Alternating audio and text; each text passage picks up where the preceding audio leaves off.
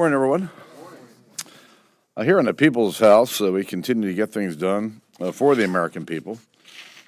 After enacting the first entitlement reform in nearly 2 decades, we're starting the appropriation process earlier than at any time since 1974. We're also making progress on cybersecurity, reauthorizing our foreign intelligence capabilities, and have a real opportunity to work together on trade.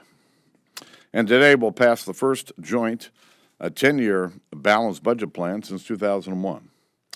Just yesterday we saw GDP figures that reflect what many middle-class families are going through, running in place and getting nowhere. Frankly, I think it's unacceptable. America needs real growth, and that means real pro-growth policies to fix the tax code, expand American energy production, and solve our spending problem. All of those things are in a balanced budget. As the majority leader has noted, in our first 100 days, both the full House and our committees essentially doubled their output from the last Congress. We've got a lot left to do, but we're listening to the American people and we're getting things done. On Iran, this week the Iranians fired on and seized a neutral vessel traveling in international waters. Top Iranian general stated that the United States was responsible for the 9/11 attacks. And Iran's top diplomat now says any economic sanctions will be lifted only days after a deal is signed. None of this should be taken lightly or silently, as the administration would apparently have us do. We're getting closer to making sure Congress can review any potential agreement with Iran, and Iran, by its words and its actions, is showing exactly why we need this type of accountability. Lastly, the people of Baltimore have certainly been in our prayers, especially the family of Freddie Gray and the police officers who have been injured. Like many Americans, I've been inspired by the stories of residents banding together to clean up the damage. Now, the president has suggested more taxpayer money is the answer. Again, we believe the answer is more jobs and more opportunity. Listen, our government spends hundreds of billions of dollars a year on well-intentioned programs designed to help people get out of poverty. We've been doing this for decades. But from what we've seen around the country, it's clear that this approach is not working. I think we first should be asking the question, what is working and what isn't? And if they're not working, how can we fix these programs? How can we make sure that we educate more of America's kids? How can we put in place more economic policies that expand opportunities for all Americans? And how can we put the focus on what will help the most people in need and will do the most good for our communities? One of my political icons, Jack Kemp, was asking these same questions nearly 3 decades ago. And today, my friend Paul Ryan and many others are continuing that work, focus on expanding opportunity instead of creating more dependency. And I think we owe it to every American to take a long, hard look at this problem and begin to think of new solutions. Speaker Boehner, did you tell a private group that Congress does not have the votes to stop the Iran deal? No, I did not. You feel that Congress is able to stop the Iran deal if need be? You know, we'll see if there is an agreement. We'll see what comes of the Corker bills that comes out of the Senate, and then we'll take it from there. But it's too early to speculate on whether we can or can't. Speaker, there's a vigorous debate going on now about what to do about the Patriot Act, which is about to expire. You know Senator Connell prefers a straight reauthorization. Lots of folks, including your party, would rather see some reforms.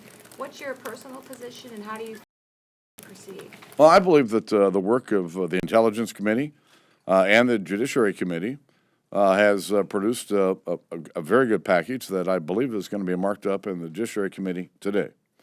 Of course, it's not everything that I'd want, but I think it's a solid agreement that basically reflects the bill that passed the House last year with nearly 300 votes. I know there have been several changes, but it's essentially the bill that we passed again with almost 300 votes last year. Mr. Speaker, what do the detractors of this trade agreement, what do they not get when it comes to this? Where are they falling short in understanding this? And at what point, if the president wants this and you need Democrats to pass the bill, do you are the one that has to be the person that reaches out across the aisle and says, look, let's see if we can get some of these guys on board like you did on the doctor? Listen, trade has been very good for America, and it's created, frankly, millions of jobs in our country. But I don't think those who are involved in trade have done a very good job of helping the American understand the benefits of trade and why, in fact, it's good for America.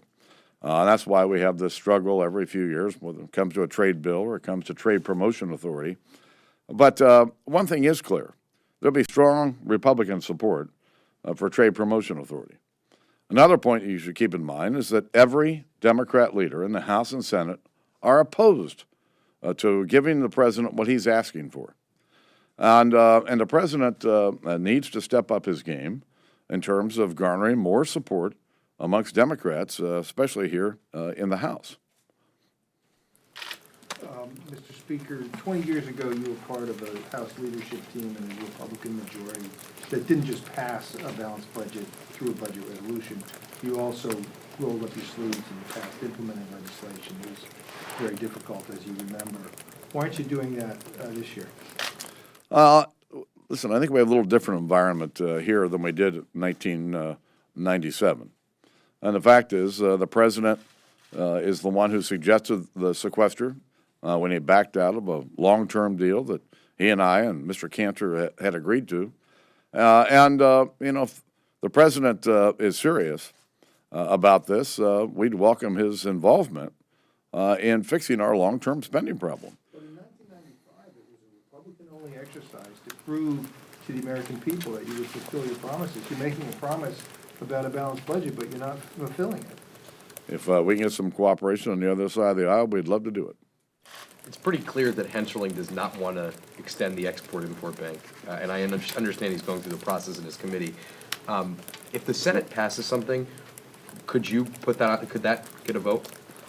Listen, I'd support any plan that the chairman can get through his committee, whether it would reform the bank, wind it down.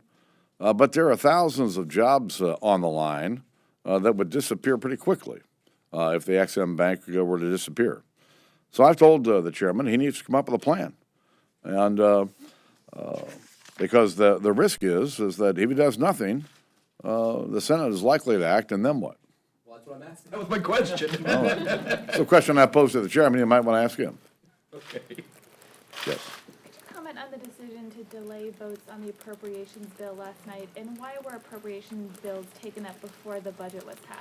Well, our goal obviously was to pass the budget before we started the appropriation process, but we had a little delay in terms of getting the conference report signed, and so we started our appropriation process.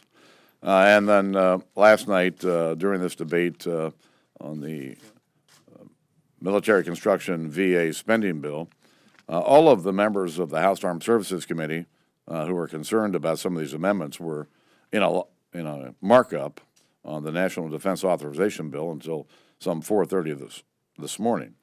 And so we just thought it was time to just stop. Let's go ahead and do the budget, and then we can resume the appropriation process. I think it was a smart move on our behalf. Mr. Speaker, later today, the House may vote on to disapprove a D.C. law that would have the effect of prohibiting discrimination by employers on reproductive health decisions. There's a deadline in 2 days. The Senate isn't going to act. The President isn't going to sign this. Why was it important to bring this to the floor, and do you support it? We have a number of members who are concerned about this issue, and the issue is one of religious liberty. This is about conscience protections that the President says he supports, but really hasn't put regulations in place to protect the conscience clause. It's been, frankly, part of our laws and statutes for decades and decades. And so our members thought it was important, and that's why it was added to the schedule. Can you tell us when you anticipate the House needing to vote on the debt ceiling increase and what your plan is for that? No, I cannot. I have no idea what that date really is, and all I can tell you is that I'm really looking forward to it.